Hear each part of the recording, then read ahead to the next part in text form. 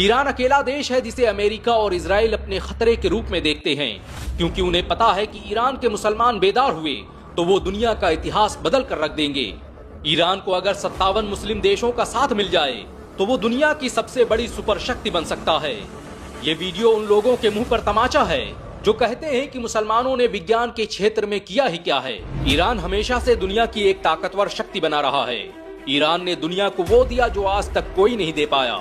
Banking system से लेकर robot और चेचक के इलाज जैसी बहुत सी चीजें ईरान में खोजी गईं।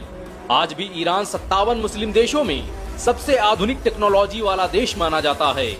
8वीं सदी से लेकर 13वीं सदी तक ईरान के वैज्ञानिक पूरी दुनिया पर छाए हुए थे।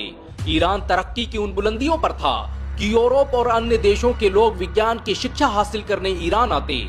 इतिहासकार लिखते हैं कि जिस वक्त दुनिया अंधकार में डूबी हुई थी, उस वक्त ईरान उसे तरक्की के रास्ते दिखा रहा था।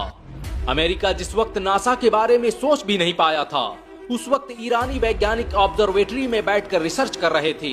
साइंस, लिटरेचर, आर्ट और इन्वेंशन के क्षेत्र में ईरान की कुर्बानियों और उसके योगदान को कभी भुलाया नहीं जा सकता। यहाँ तक कि आज हम मोबाइल में जिस बैटरी का इस्तेमाल करते हैं, इसकी खोज भी ईरान में की गई थी। ईरान पहला देश था जिसने बैटरी का निर्माण किया। जैसे जैसे वक्त गुजरता गया, इसी बैटरी को विस्तार देते हुए आधुनिक बैटरियों का निर्माण किया गया। जब दुनिया बैटरी के बारे में जानती भी नहीं थी, तब ईरान के मुसलमान इसका इस्तेमाल कर रहे थे। ईरान की ये पहली खोज नहीं थी, बल्कि इससे पहले 9वीं सदी ईस्वी में मूसा ब्रदर्स ने दुनिया के पहले गैस मास्क का आविष्कार किया था, जो आज भी इस्तेमाल किया जाता है। बनु मूसा 3 भाई थे, जिनका नाम अबू जाफर इब्ने मूसा, अबुल कासिम इब्ने मूसा और हसन इब्ने मूसा था, और इन तीनों ने मिलकर 100 से ज्यादा आविष्कार किए और अपनी किताब अल-हियल में ऐसी मशीनों का जिक्र किया जो आज भी इस्तेमाल की जाती हैं। बनु मूसा की लिखी ये किताब 19वीं सदी तक अमेरिका और यूरोप की यूनिवर्सिटियों में पढ़ाई जाती रही। इस किताब में उन्होंने जिन 100 चीजों का आविष्कार किया था, उनमें से 25 तो आज भी इस्तेमाल किए जाते हैं। आपको ये जानकर शायद हैरानी हो सकती है कि भारत सहित पूरी दुनिया में सालों तक जिस लालटेन का इस्तेमाल किया जाता रहा है, उसकी खोज मूसा ब्रदर्स ने ही की थी, और इसका जिक्र उनकी किताब में भी मिलता है। मूसा ब्रदर्स के बहुत से आविष्कार तब यूरोप पहुंचे जब इटली के मशहूर वैज्ञानिक लियोनार्डो दा विंची ने उनकी किताब का अनुवाद लैटिन भाषा में किया। यूरोप के पुनर्जागरण के दौर में ईरान और मुस्लिम देशों में लिखी 1 लाख से अधिक किताबें लैटिन भाषा में ट्रांसलेट की गई, और किताबों के इन्हीं ट्रांसलेशन के जरिए मुसलमानों का ज्ञान यूरोप पहुंचा। ईरान ही वो देश था जिसने दुनिया को सबसे पहली पवन चक्की दी। मुस्लिम वैज्ञानिक अल मसूदी ने अपनी किताब में हवा से चलने वाली एक ऐसी पवन चक्की का जिक्र किया जिसका इस्तेमाल बागों को पानी देने और दूसरे कामों में किया जाता था।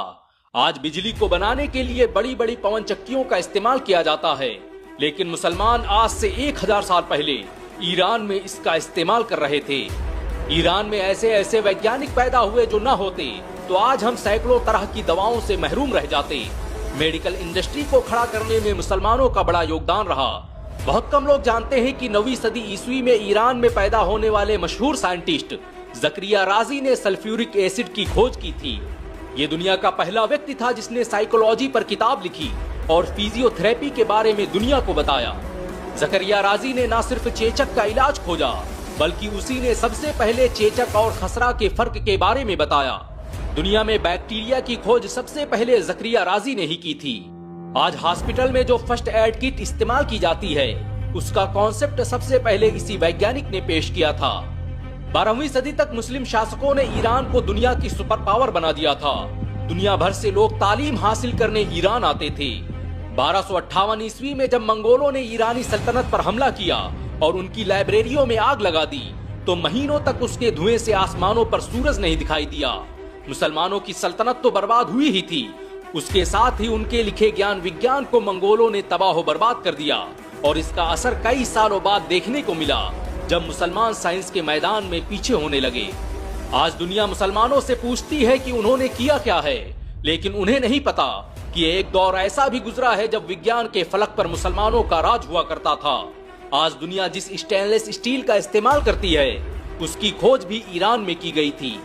जर्नल ऑफ आर्कियोलॉजिकल साइंस में प्रकाशित एक रिपोर्ट के मुताबिक ईरान में सदियों पहले बनाई गई तलवारें, खंजर और दूसरी चीजें स्टेनलेस स्टील से बनाई जाती थी। ईरान का शहरचाहक स्टेनलेस स्टील का सबसे बड़ा गढ़ था। ईरान की तरह ही दमिश्क के मुसलमान स्टेनलेस स्टील को बनाने की तकनीक जानते थे और यही वजह है कि आज भी इतिहास के पन्नों में दमश्कश स्टील का जिक्र मिलता है, जिससे बनी तलवारों का कोई तोड़ नहीं था। अज़दुद्दौला जिसने कभी ईरान पर हुकूमत की और जो मिडिल ईस्ट का सबसे ताकतवर बादशाह गुजरा है, उसने बगदाद में एक हॉस्पिटल का निर्माण करवाया था जो अपने वक्त का सबसे आधुनिक अस्पताल था। इस अस्पताल में कार्डियोलॉजी, सर्जरी, ऑप्थेल्मोलॉजी सहित अलग अलग डिपार्टमेंट मौजूद थे। ईरान के वैज्ञानिकों ने ऐसे ऐसे आविष्कार किए कि लोग उन्हें जादूगर कहने लगे। ईरान के मशहूर मुस्लिम वैज्ञानिक नसीरुद्दीन तूसी ने मरागा शहर में एक ऑब्जर्वेटरी बनाई थी जो अपने वक्त का सबसे बेहतरीन रिसर्च इंस्टीट्यूट था। जो लोग ऑब्जर्वेटरी के बारे में नहीं जानते, उनके लिए आसान भाषा में कहा जाए तो ये एक तरह का रिसर्च सेंटर होता है जहां पर आसमान में होने वाली घटनाओं और सितारों का अध्ययन किया जाता है। नसीरुद्दीन तूसी ने इसी ऑब्जर्वेटरी में सबसे पहले मिल्की वे की खोज की थी। नसीरुद्दीन तूसी की ये लेबोरेटरी किसी नासा से कम नहीं थी। आज दुनिया विज्ञान सीखने के लिए चीन जाती है, लेकिन तब चीन के लोग फिजिक्स, केमिस्ट्री, मैथ और एस्ट्रोनॉमी पढ़ने के लिए मरागा आते थे। दुनिया हैरान है कि ईरान ने उस दौर में ऐसे आविष्कार कैसे कर लिए जिनके बारे में कोई सोच भी नहीं सकता था। आज हम जिस अलजेब्रा का इस्तेमाल कर रहे हैं उसकी खोज एक ईरानी वैज्ञानिक मूसा अल ख्वारिज़मी ने की थी। मूसा अल ख्वारिज़मी ने मैथ पर एक किताब लिखी जिसका नाम अलजब्र वल मुकाबला रखा गया और यही अलजब्र शब्द बिगड़कर अलजेब्रा बन गया। आज कौन इंसान है जो स्कूल गया हो और उसने अलजेब्रा ना पढ़ी हो। यहाँ तक कि अंग्रेजी भाषा में जो एल्गोरिथम शब्द है वो अल ख्वारिज़मी के नाम का ही बिगड़ा स्वरूप है। आज दुनिया जिन ईंटों का इस्तेमाल करके बड़े बड़े घर तामीर कर रही है, उन ईंटों की खोज भी ईरान में की गई थी। दुनिया के मशहूर आर्कियोलॉजिस्ट रोमन ग्रिशमैन के मुताबिक आधुनिक ईंटों को बनाने की कला का आविष्कार ईरान में ही किया गया था। यहाँ तक कि दुनिया में सबसे पहले बेहोशी की दवा ईरान में ही बनाई गई। ईरान में जन्मे अबू रेहान अल बैरूनी ने इतिहास में पहली मर्तबा जमीन से सूरज की दूरी का पता लगाया। महमूद गजनवी ने जब ईरान को फतेह किया तो अल बैरूनी उनके साथ गजनी चले गए। उन्होंने बगैर किसी आधुनिक तकनीक के धरती की रेडियस का पता लगाया, जिसे देखकर आज के वैज्ञानिक भी हैरान हैं। भारत के इतिहास पर लिखी पहली किताब किताबुल हिंद अल बैरूनी ने ही लिखी थी।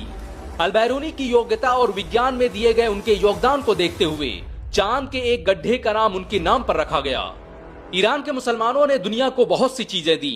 दुनिया का पहला मेडिकल इंसाइक्लोपीडिया ईरान के वैज्ञानिक इब्ने सीना ने लिखा था, जिसमें हजारों बीमारियों का इलाज मौजूद है। इसी ईरान में जन्मे जाबिर बिन हय्यान ने तेजाब की खोज की थी। तेजाब खुद एक फारसी शब्द है जिसका मतलब होता है एक ऐसा पानी जो सब कुछ जला दे। जाबिर ने एक ऐसे तेजाब का भी आविष्कार कर लिया था जिससे सोने को भी पिघलाना मुमकिन था। जाबिर बिन हय्यान ने नाइट्रिक एसिड, आर्सेनिक, फास्फोरस और क्लोरिक एसिड की खोज की जो आज पूरी दुनिया में इस्तेमाल किए जाते हैं। आज हम लोहे को जंग से बचाने के लिए जिस वार्निश का इस्तेमाल करते हैं उसकी खोज जाबिर बिन हय्यान ने ही की थी। दुनिया का पहला आर्टिफिशियल दिल ईरान के वैज्ञानिक तोफी मुसीवंद ने बनाया था। ईरान की तरक्की का अंदाजा इसी बात से लगाया जा सकता है कि सिर्फ 2008 में ईरान में 9,570 से अधिक नई चीजें खोजी गईं। ग्लोबल इनोवेशन इंडेक्स की रैंकिंग में ईरान 67वें स्थान पर पहुंच चुका है। ईरान में आज 400 से अधिक मेडिकल रिसर्च फैसिलिटीज चल रही हैं, जो बताती हैं कि आने वाला समय ईरान का है।